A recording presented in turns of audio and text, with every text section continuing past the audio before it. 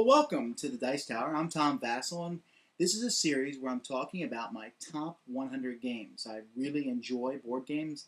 I played 1,500 different games, and so I want to tell people about my top 100 and see if those are 100 that you'd be interested in. Um, I'm just really glad to have you with us today. So let's get started right into these games. This is game number 75, Stone Age. Now, Stone Age is new to my list, and when I first saw it, it wasn't something I was very interested in. But when I looked at the game itself, in fact, the board is absolutely beautiful. It's one of my favorite boards. You can see the artwork is very well done, and on this board, basically players are taking their own player board, and they are sending out people. They have 5 people to start the game with, and they send them out to harvest food, or to get gold, or to get wood, and different items that they need. And then you use those to build buildings that give you points, or to get you different special abilities. But meanwhile, you also have the option of producing more people, or getting farmland, which decreases the amount of food that you need for people each turn. It's very easy. I found that I can get a lot of people involved in the game very quickly, and I can teach it to new people, and yet it offers a lot of different strategies during the course of the game. But mostly, it's fair. I would say it's a medium weight game, and the theme is engaging. When you send people out to harvest food, you feel like you're actually doing that. There's a lot of dice rolling in the game. In fact, the game comes with its own dice cup, its own leather cup, which completely unnecessary, but I like using it. I'm glad they included it with the game. So my number 75 game, a fun game, especially for families, is Stone Age. Number 74 is not a medium weight game. In fact, it's quite heavy, and this is Die Macher, the game of German elections. I know nothing about German elections other than this game, and if they're anything like this game, well then, preserve us. They must be tough. But in this game, which takes place on many different player boards, or not player boards, these are different election boards that happen. And I'm not even going to try and explain this game because it would probably take me 30 to 35 minutes to explain Die Macher successfully. And then playing the game takes about 3.5 to 4 hours. But I still like it. Why do I like it? It's hard to explain. You're using cubes of your color. You're using people of your color to try and get votes in a different district. There's different ways to get votes. You control the media. You can make alliances with other players to control a certain district. And it's just so in-depth and so engrossing that when I play this 4-hour game, I don't even notice that the time has gone by. It's fascinating. It's fun. It's certainly not for the faint-hearted, but it's a good, solid game. Die Macher. It's just been republished by Valley Games, so I recommend that you get it. So my number 74 is Die Macher. 73 is a harder game to get a hold of. That's Reifen Breite. And this is a bicycle racing game, which in the theme itself is very entertaining to me. In fact, the board for this one is this giant, let's see if I can hold this up here, a giant racetrack here. And the artwork is kind of like Mad Magazine style. It's just really silliness. But players have their little bicycle guys that they're going around the track, and you have 4 of them. And there's interaction between these because you can use someone else. You can follow along with them, streamline behind them when they move, and you have to decide when's the right moment to break away.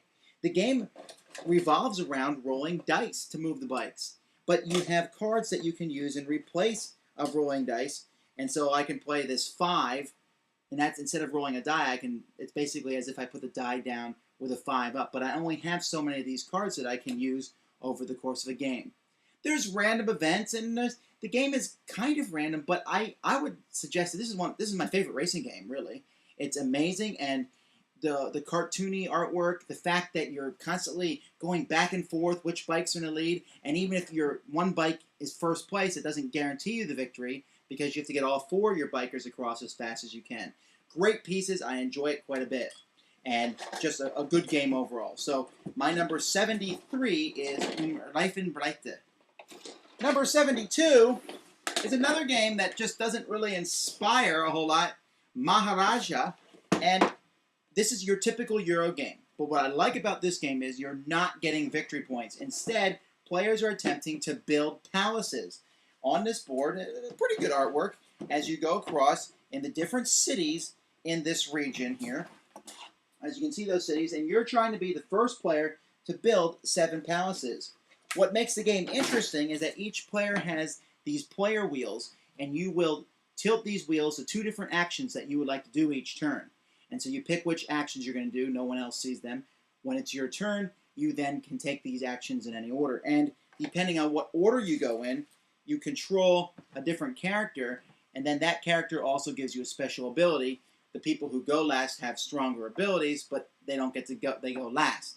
And so the whole thing, it's a really tightly, really well put together game. I like the money aspect of it. I like the fact that there's a lot of going back and forth. You can put down houses in between the different cities and control the roads. And when people go over those, you benefit from that. And so there's just a lot of different things going on. It's usually a pretty close race down to the finish. And even though I've started playing this game years ago now, I think 3 years ago, my first top 100 list, this game made it on it, and yet it's still on it today. I don't get it played as much as I would like to nowadays because the theme seems a little dry to people, but it's still a tremendous, excellent game. Did I say tremendous enough? Probably not. Superb game, Maharaja. And then number 71, as a new game to the list, Hamburger. Now, we all have to tell the truth. This gentleman here does not make a game look fun. Whoever thought putting him on the cover would make the game entertaining is crazy. I'll hire myself out as a model, and you'd probably get more sales than that. But Maharaja is a game with a double-sided board, although it really doesn't matter that much. One side is London, the other, did I say Maharaja? Hamburger. One side is London, and this side is Hamburger.